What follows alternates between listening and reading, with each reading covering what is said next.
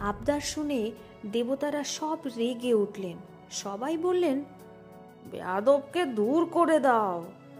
কিন্তু দেবতাদের মধ্যে একজন ছিলেন, তার নাম লোকি। তিনি সকল রকম দুর্বুদ্ধির দেবতা।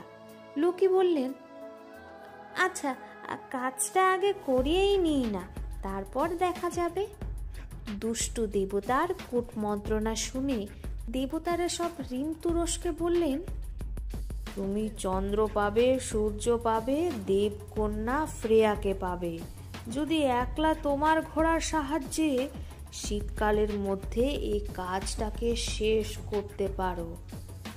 ছদ্মবেশী অসুর বলল, অতি উত্তম, এই কথাই ঠিক রইল। সেদিন থেকে ঋতুরসের বিশ্রাম নেই। সারাদিন সে পাথর বয়ে ঘোড়াকে দিয়ে স্বর্গে তোলায়, সারা রাত দুর্গ বানায়। দেবতারা ঠিক যেমন বলে দিয়েছেন তেমন করে পাথরের পর পাথর জুড়ে আকাশ ফুঁড়ে অক্ষয় দুর্গ গড়ে উঠেছে।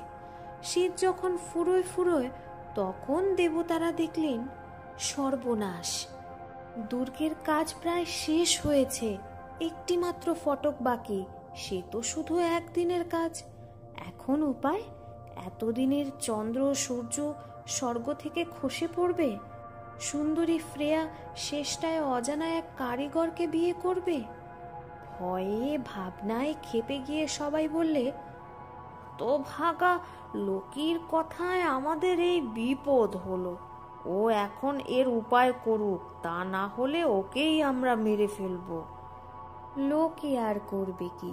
সন্ধ্যা হতেই সে স্বর্গ হতে বেরিয়ে দেখল অনেক দূরে মেঘের নিচে কারিগরের ঘোড়া পাহাড় সমান পাথর টেনে ধীরে ধীরে উপরে উঠছে।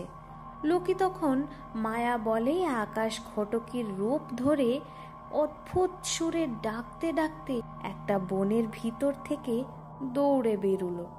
সেই শব্দে ঋতুরসের ঘোড়া চমকে উঠে, লাগাম ছিঁড়ে সাজ খসিয়ে ঊর্ধ্বমুখে মন্ত্রে চালান পাগলের মতো ছুটে চলল।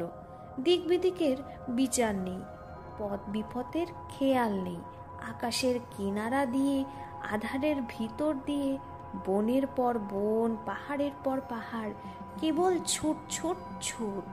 লোকেও ছুটছে, ঘোড়াও ছুটছে, আর হায় হায় চিৎকার করে পিছন পিছন ঋতুরস ছুটে চলেছে। এমনি করে শীতকালের শেষ রাত্রি প্রভাত হলো। দুষ্টু দেবতা শূন্যে কোথায়